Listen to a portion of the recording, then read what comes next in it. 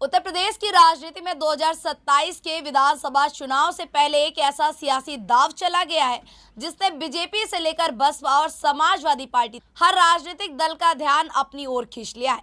क्या बीजेपी को लगा है बड़ा झटका? क्या एक पूर्व आईपीएस अधिकारी अब चंद्रशेखर आजाद की राजनीति का सबसे मजबूत चेहरा बनने जा रहे हैं? क्या पश्चिमी उत्तर प्रदेश में बदलने वाला है चुनावी समीकरण? और क्या 2027 के चुनाव में वर्दी वाला चेहरा अब वोटों की राजनीति का नया खिलाड़ी बनने जा रहा है? नमस्कार दोस्तों, आप देख रहे हैं स्वराज पावर और आपके साथ मैं काजल अवस्थी। यूपी की राजनीति में इन दिनों दल बदल का दौर लगातार जारी है, लेकिन इस बार जिस चेहरे की एंट्री ने सबसे ज्यादा हलचल मचाई है वह कोई साधारण नेता नहीं बल्कि यूपी पुलिस के पूर्व एडीजी और चर्चित आईपीएस अधिकारी प्रेम प्रकाश है।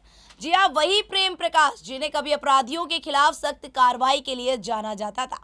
वही प्रेम प्रकाश जिनकी गिनती एक समय के करीबी अधिकारियों में होती थी। वही प्रेम प्रकाश जिन्होंने 2024 के लोकसभा चुनाव से पहले बीजेपी का दामन थामा था, लेकिन अब उन्होंने बीजेपी से नाता तोड़ लिया है और नगीना सांसद की मौजूदगी में आजाद समाज पार्टी की सदस्यता लेकर नई राजनीतिक पारी की शुरुआत कर दी है।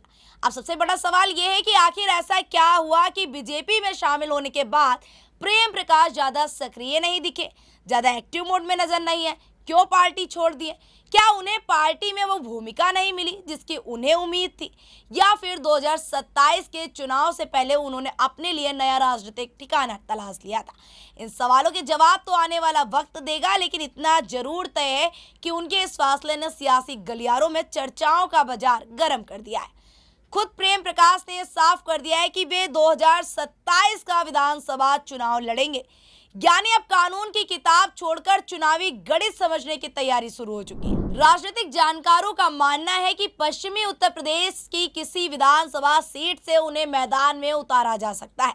अगर ऐसा होता है तो दलित राजनीति और पश्चिमी यूपी के सामाजिक समीकरणों पर इसका असर जरूर देखने को मिलेगा। लेकिन प्रेम प्रकाश सिर्फ एक राजनीतिक चेहरा नहीं है, उनका प्रशासनिक रिकॉर्ड भी काफी चर्चा में रहा है। प्रयागराज में एडीजी के पद से रिटायर होने वाले प्रेम प्रकाश कई जिलों में एसपी भी रहे हैं। उन्हें एनकाउंटर स्पेशलिस्ट कहा जाता है।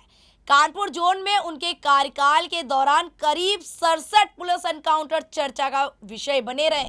2019 में सीएए विरोध प्रदर्शनों के दौरान कानपुर की कानून व्यवस्था संभालने की अहम जिम्मेदारी भी उन्हीं के कंधों पर थी। यही नहीं, माफियाओं को बांदा जेल लाने की सुरक्षा व्यवस्था में भी उनकी भूमिका काफी चर्चा में रही थी। यानी पुलिस की नौकरी में उनका सफर जितना चर्चा में रहा, अब राजनीति की नई पारी भी उतनी ही सुर्खियां बटोर रही।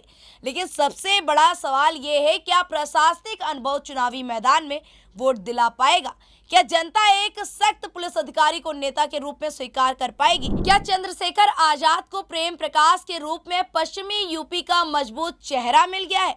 क्या बीजेपी के लिए यह सिर्फ एक नेता का जाना है, या फिर चुनाव से पहले एक बड़ा राजनीतिक संदेश? और क्या 2027 के विधानसभा चुनाव में प्रेम प्रकाश किसी सीट पर जीत दर्ज करके अपनी नई राजनीतिक पहचान बना पाएंगे? इन्हीं सभी सवालों के जवाब छिपे हैं आने वाले महीनों की राजनीति में। लेकिन फिलहाल इतना जरूर तय है कि यूपी का चुनावी रण अब और दिलचस्प होता जा रहा है। यहाँ हर दिन नए चेहरे आ रहे हैं, हर दिन बदल रहे हैं, और हर दिन बदल रही है रणनीति, और हर दिन हो रही है किसी नए की एंट्री। तो आखिर प्रेम प्रकाश की इस नई सियासी पारा का क्या होगा असर?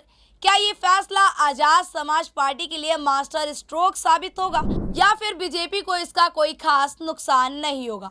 जुड़े रहिए, देखते रहिए राजनीति से जुड़ी हर खबर स्वराज पावर पर।